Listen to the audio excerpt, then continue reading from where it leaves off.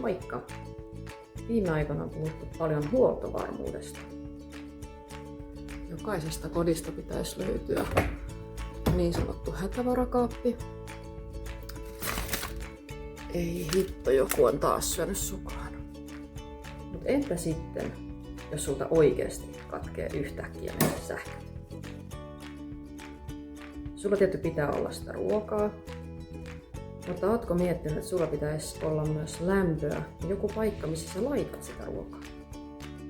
Mutta jos sulla on esimerkiksi puuhella, sä olet varautunut lähes kaikkeen.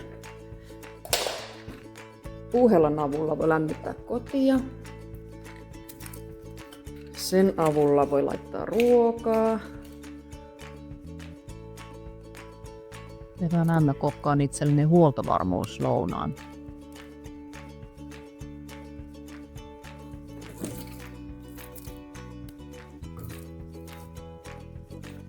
Noin, sitten vaan odottelemaan, että keittotaso lämpenee riittävästi.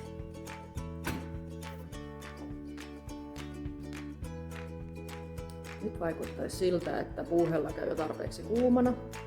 Eli on aika lisätä liedelle vettä. Eli siitä. Nyt sitten tässä on kuumin paikka tässä suoraan tulipesän päällä. Puuhella on ollut jo noin 20 minuuttia. Tulet siellä. Uuninkin lämpötila on lähtenyt jo nousemaan, eli siellä on nyt tällä hetkellä uunissa noin 50 astetta. Ja palaminenhan on upeaa myös näissä meidän puuhelloissa. Kattokaa nyt tätä palamista. Ihan mahtavaa. Siellä on kunnon kaasupalot menossa. No niin, nyt kun mä kuvasin tätä palamista, niin täällähän mulla kiehuu jo iloisesti vesi. Eli nyt ei mitään muuta kuin valmistamaan mun lounas. Sinne vaan. Mulla on tämmönen ihan mahtava, maukas, ravinteikas perunamuusiateria.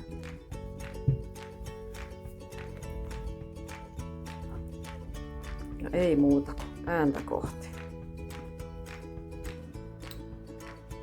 No niin, nyt noin 40 milsaa sytyttämisestä. Mä oon yhden lisäyspesällisen sinne laittanut. Uunissa on tällä hetkellä lämpöä 130 astetta, mitä toi 140 astetta. Eli kohta tää uuni on jo ihan paistokunnossa.